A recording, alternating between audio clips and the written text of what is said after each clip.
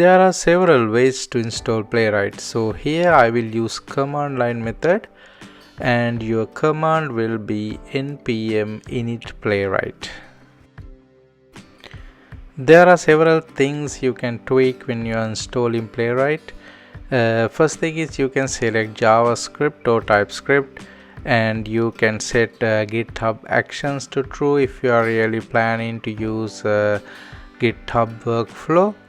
Same as the installing browsers for Playwright is default true here, and you can tweak that as well.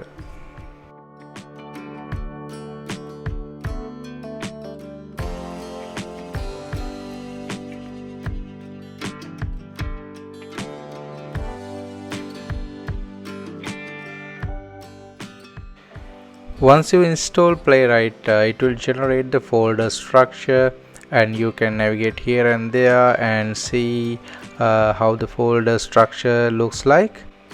If you go to package.json file, you can see Playwright is installed, and if you go to test file, you can see there are sample test scripts have been created as well, and you can use that to understand how the test is written in Playwright. And this is another important file, that is Playwright config file. So for most of the things, most of the configurations we are going to do, we are going to change stuff here. So in this video I'm not going to talk too much about the configuration file, but I'll do a small change here, and instead of running on all the browsers, I am going to use only Chromium browser here. There are a lot of configurations, a lot of things you can do with Playwright, and you will change all those things here. You can tell Playwright where you keep your test files and what would be the pattern to identify your test files, on which devices you are going to run your test. If you can have a look at your generated test spec file, you can understand how the Playwright test is written and how the Playwright API is used for basic actions we have to do in the test automation.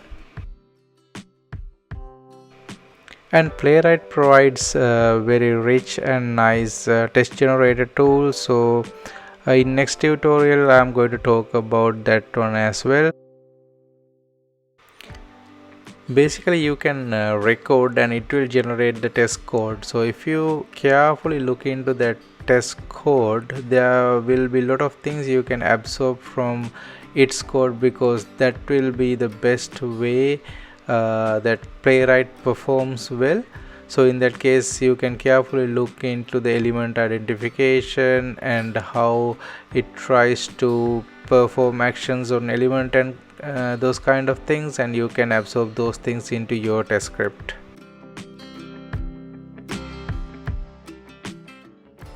Let's quickly try to run the existing test as well. So you can use the command npx playwright test, and you can see the existing test is passed, and it's asking to run another command if you need to see the HTML report. So you can execute that command, which is npx playwright show report, and then enter that URL with the port in your local browser, so you can see the HTML report generated by Playwright.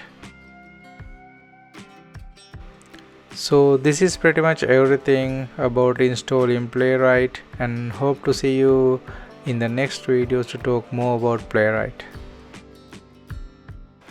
If you have already subscribed to my channel, please make sure to click on that bell icon, then you will see when the other videos are coming.